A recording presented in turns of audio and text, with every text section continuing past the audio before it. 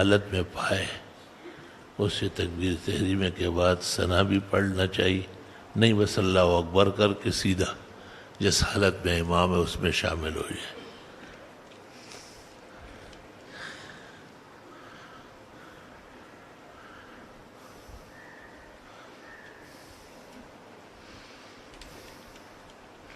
یہ الفاظ بھی ہو سکتے ہیں جو آپ نے لکھے، یہ اور دعا ہے، وہ جو میں بتاتا ہوں وہ علیحدہ ہے۔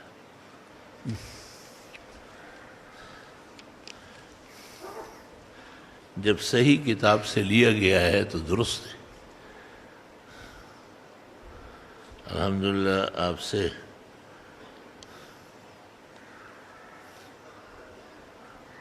الحمدللہ آپ سے مردوں کی انگوٹھی گھڑی بائیں ہاتھ میں پہننے کا مسئلہ دلائل معلوم ہوا۔ یہ گزارش ہے کہ ایک عورت کا انگوٹھی یا گھڑی کس ہاتھ پہ ہو۔ خواتین کے لیے بھی یہی حکم ہے جو مردوں کا ہے، اور وہ تو ایک کے بجائے کئی بھی پہن سکتی ہے، دونوں ہاتھوں میں بنگڑیاں پہنتی ہے، چھڑیاں پہنتی ہے۔ بعض لوگوں کا خیال ہے کہ وہ دائیں ہاتھ میں پہنے، اس کی کوئی دلیل نہیں ہے جب تک استثنائی احکام نہ ہو۔ ان النساء شقائق الرجال۔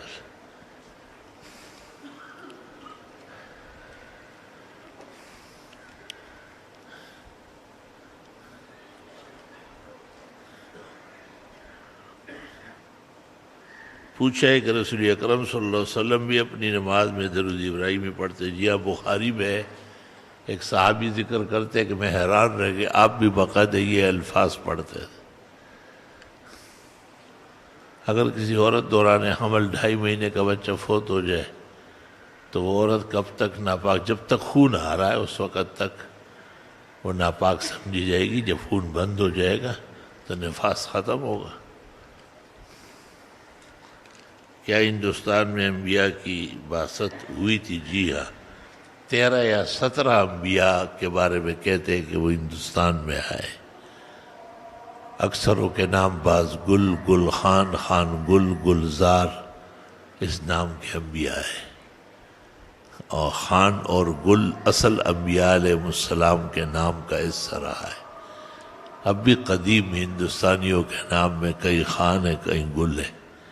یہ پٹھانوں کا کوئی عرض نہیں ہے بلکہ یہ ہندوستانی نام کا حصہ ہے۔ گل احمد جو ہے وہ وہاں ہندوستان کا ہے اور سورت کے رہنے والے ہیں۔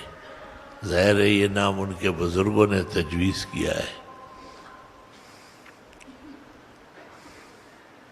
قاری محمد طیب صاحب رحمۃ اللہ علیہ سابق محتمم دارالعلوم دیوبند، ان کی ایک کتاب شائع ہوئی ہے معجزات انبیاء، ادارہ اسلامیات لاہور نے شائع کی، اس میں ہندوستان کے انبیاء کا تذکرہ ہے۔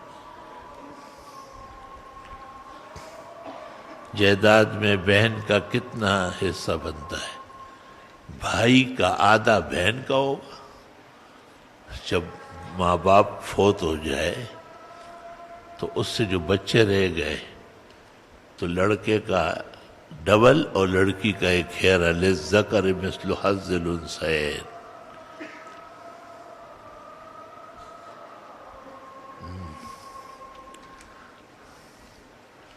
مودودی کے بارے میں علماء دیوبند نے کیا بولا ہے؟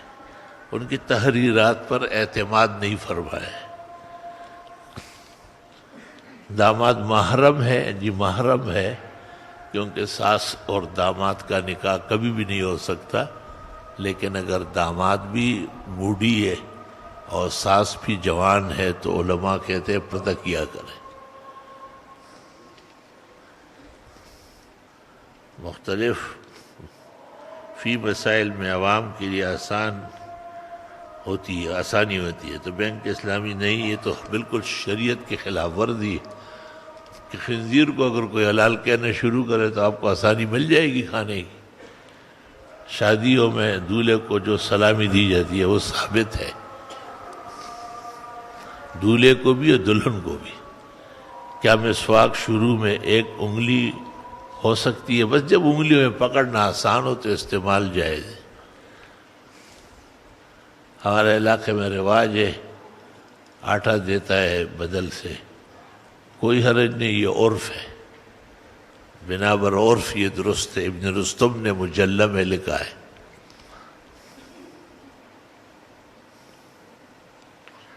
آپ نے فرمایا کہ بعد فتح مکہ ہجرت نہیں، یعنی وہ ہجرت جس پر ایمان موقوف تھا اس وقت، جب تک وہ ہجرت نہ ہوتی تو ایمان قبول نہیں کیا جاتا۔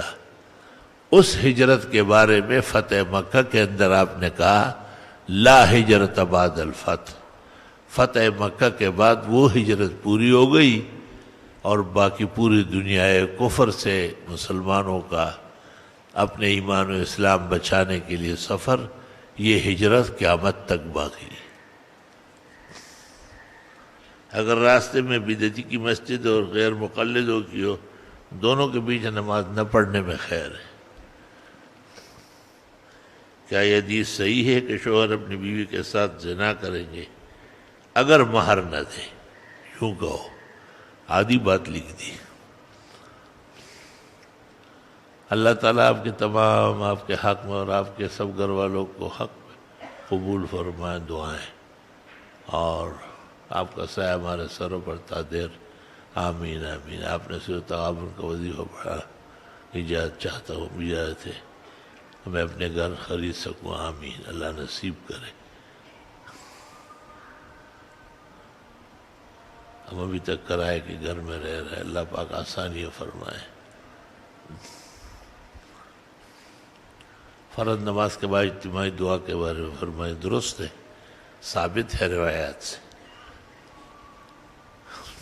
جلال الدین سیوطی نے اس کی فضیلت میں 20 احادیث جمع کی، جس کا حوالہ انہوں نے تدریب علی التقریب کے اندر دیا ہے۔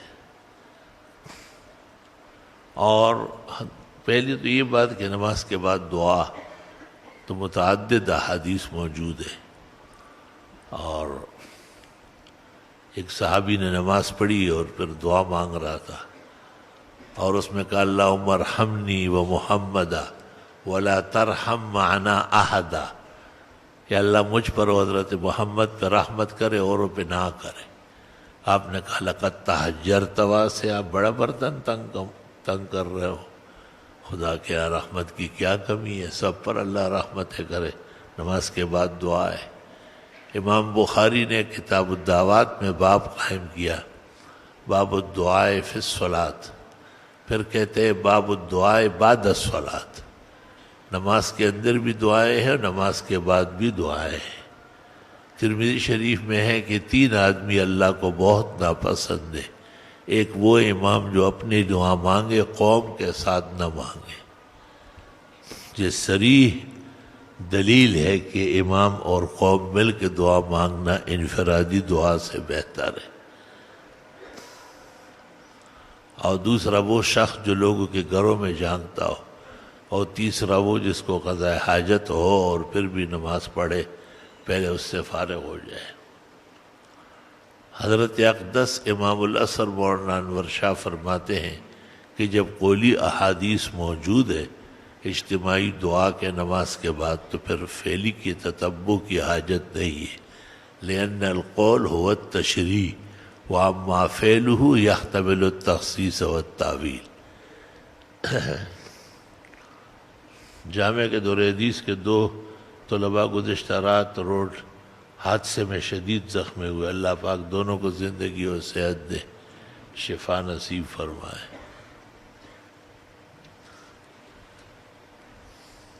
الحمدللہ رب العالمین، نستغفرک اللہم ونسألک السلام والعافیہ، لا الہ الا اللہ وحدہ لا شریک لہ، لہ الملک و لہ الحمد وعلی کل شیء قدیر۔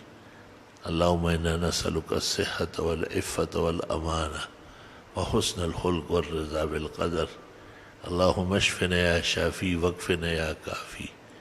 اللہم انا نعوذ بک من جہد البلاء ودرک الشقاء وسوء القضاء وشماتة الاعداء۔ اللہم اہدنا بالہدى ونقنا بالتقوى واغفر لنا فی الآخرة والأولى۔ جو زخمی ہے، بیماران ہے، اللہ انہیں صحت شفا دے، جو فوت ہوئے ہیں اللہ ان کی بخشش فرمائے، جن کی جو دعا اور مراد ہے اللہ تعالیٰ پوری فرمائے، مجھ عاجز اور فقیر کو بھی صحت، شفا، تندرستی اور سلامتی کے فیصلے فرمائے۔ صلی اللہ